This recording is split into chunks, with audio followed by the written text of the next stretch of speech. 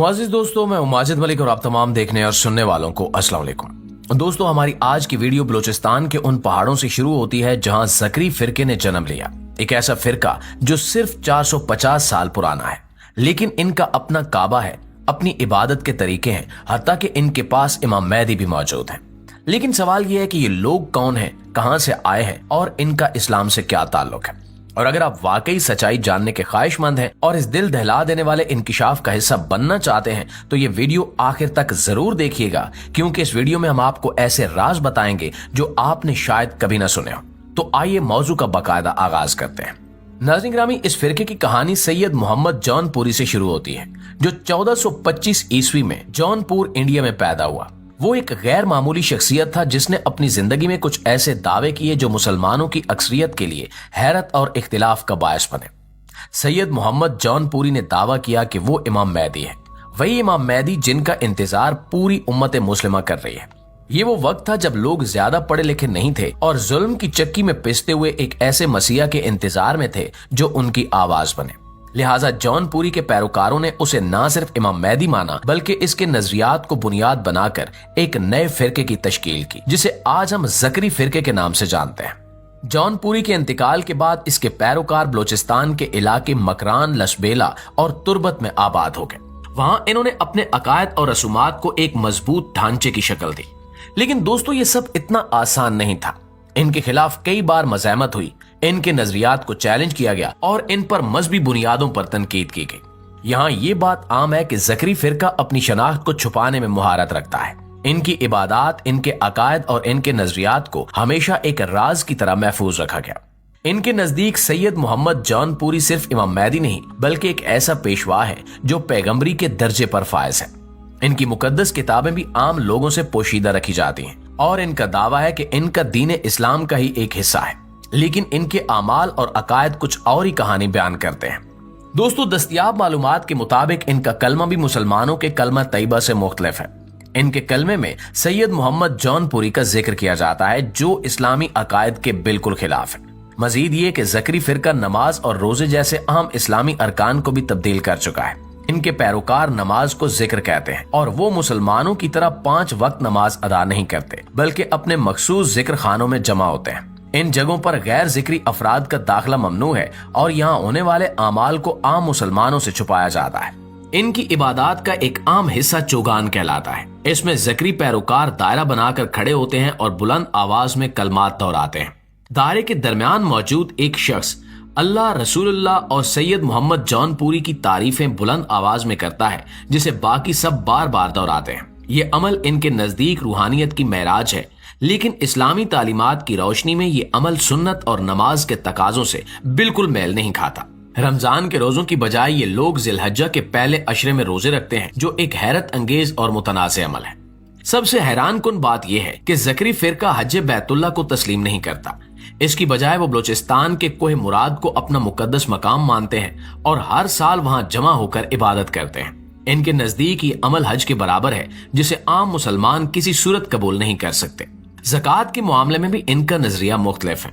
ये ज़कात को इस्लामी तरीके से अदा नहीं करते, बल्कि अपनी आमदनी का एक मखसूस हिस्सा अपने रूहानी पेशवा को देते हैं, जिसे वो अपने गुनाहों की बख्शिश का जरिया समझते हैं। प्यारे दोस्तों, अगर बलूचिस्तान में मौजूद इनके झूठे खाना काबा की बात की जाए तो ज़करी फिरके के मानने वालों के लिए कोह मुराद वो मुकद्दस मकाम है जहां वो हर साल हज के मुतबादिल के तौर पर जमा होते हैं। ये पहाड़ बलूचिस्तान के इलाके तुर्बत के करीब वाक़ है। ज़करी अकीदे के मुताबिक सैयद मोहम्मद जौनपुरी ने अपने पैरोकारों को कोह मुराद की इबादत करने का हुक्म दिया था। ये लोग वहां जाकर एक खास रस्म अंजाम देते हैं, जिसमें इज्तिमाई जिक्र, चक्कर की सूरत में दायरा बनाकर इबादत और बुलंद आवाज में कलमात दोहराना शामिल है। इनका मानना है कि ये अमल हज के बराबर है और इसी से इन्हें वो रूहानी सुकून मिलता है जो एक मुसलमान को बैतुल्लाह के तवाफ से हासिल होता है। यहाँ तक कि इनके लिए ये मकाम इतना मुकद्दस है कि ये इसे काबा का मुतबादिल समझते हैं। कोह मुराद पर हर साल रमजान के आखिरी अयाम या जिल हज के महीने में बड़ी तादाद में लोग इकट्ठे होते हैं और ये सफर कई किलोमीटर पैदल तय करके किया जाता है, जैसे मुसलमान हज के लिए बैतुल्लाह का सफर करते हैं। दिलचस्प बात यह है कि ज़करी फिरके के पैरोकारों ने कोह मुराद के करीब खाना काबा जैसी एक इमारत भी तामीर कर रखी है। ये झूठा खाना काबा इनके लिए एक अलामत है लेकिन मुसलमानों के लिए ये इनके अकीदे के खिलाफ एक खुला चैलेंज है। उलमा और मायरीन का कहना है कि ये अमल सिर्फ गुमराही नहीं बल्कि इस्लामी तालीमात की तौहीन भी है। तो दोस्तों, जिस तरह हर मजहब और हर फिरके की अपनी मखसूस रसूमात और रिवायात होती हैं जो उसके अकायद की झलक पेश करती हैं, इसी तरह जिक्री फिरका भी अपने जनाजे और शादी की रसूमात में एक मुनफरिद और दिलचस्प पहचान रखता है। जिक्री जनाजे की रसूमात किसी रस्मी नमाज से ज्यादा एक रूहानी इज्तिमा की शक्ल इख्तियार करती हैं। इनके यहाँ मैयत के लिए एक मखसूस वक्त पर खामोशी के साथ जिक्र किया जाता है, जिसे ये लोग आखिरी जिक्र का नाम देते हैं। ये जिक्र इनके अकीदे के मुताबिक मैयत की रूहानी पाकीज़गी के लिए किया जाता है और इसमें खानदान और करीबी दोस्त शामिल होते हैं। इस अमल को वो रूहानी सफाई का जरिया समझते हैं जो आम मुसलमानों के इज्तिमाई नमाज जनाजा से यकसर मुख्तलिफ है। अगर इनकी शादियों की बात करें तो जिक्री शादी की तकरीबात आम मुसलमानों के रिवायती निकाह से कहीं ज्यादा निजी और मुनफरिद होती हैं। इनके यहाँ शादी की तकरीब को रूहानी इत्तिहाद के तौर पर देखा जाता है, जिसमें रस्मी खुतबा या ऐलान शामिल नहीं होता। शादी के मौके पर दूल्हा और दुल्हन को मुकद्दस जिक्र के दौरान एक दूसरे के सामने अहद लेना होता है, जिसे वो अपने नए रिश्ते की बुनियाद समझते हैं। ये तकरीब अमूमन खानदान के करीबी अफराद तक महदूद रहती है, जहाँ जिक्र और दुआओं का सिलसिला कई घंटों तक जारी रहता है। दिलचस्प बात यह है कि शादी के दौरान जिक्री लोग किसी रस्मी कानूनी निकाह पर ज्यादा जोर नहीं देते, बल्कि इसे एक रूहानी बंधन के तौर पर देखते हैं। प्यारे साथियों, शादी की तकरीबात में जो चीज सबसे नुमाया होती है वो है खाने का एहतमाम। जिक्री फिरके में खाने को सिर्फ दावत का जरिया नहीं समझा जाता, बल्कि ये एक रूहानी फर्ज के तौर पर देखा जाता है। शादी की दावत में हमेशा लंदूरी गोश्त पेश किया जाता है। लंदूरी गोश्त एक मखसूस तरीके से तैयार किया जाता है। गोश्त को जिक्री बुजुर्गों की दुआ के बाद पकाया जाता है और इसे शादी के मेहमानों में तकसीम किया जाता है। ये गोश्त इनके अकीदे में बरकत और खुशहाली की अलामत है। अगर ये खाना शादी की तकरीब में शामिल न हो तो इसे एक कमी के तौर पर देखा जाता है और इसके बगैर शादी मुकम्मल नहीं होती। इसके अलावा गोश्त के साथ चावल और खास किस्म की रोटियां भी पेश की जाती हैं, जिन्हें मेहमानों के लिए खास मोहब्बत से तैयार किया जाता है। जिक्री दस्तरखान पर खाने को दायरे की शक्ल में तरतीब दिया जाता है और तमाम मेहमान मिलकर एक साथ खाने में शरीक होते हैं।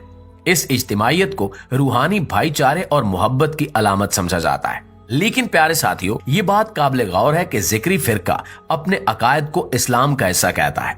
इनके अमाल और रसूमात वाज़े तौर पर इस्लाम के बुनियादी असूलों के खिलाफ है। इनका हज, नमाज, रोजा और ज़कात, हत्ता के गमी खुशी का तस्वुर इस्लाम की तालीमात से बिल्कुल मुख्तलिफ है। क्या आपने इस फिरके के बारे में पहले कभी सुना है? अगर सुना है तो आपका इस फिरके के बारे में क्या कहना है? क्या आपके पास इस बारे में मजीद मालूमात हैं? कमेंट बॉक्स में हमें अपनी कीमती राय से जरूर आगाह कीजिएगा। ये थी हमारी आज की वीडियो अच्छी लगे तो इसे लाइक करके अपने दोस्तों के साथ शेयर जरूर कीजिएगा। इंशाल्लाह आपसे मुलाकात होती है अगली वीडियो में। तब तक अपना ढेर सारा ख्याल रखिए। अल्लाह निगहबान।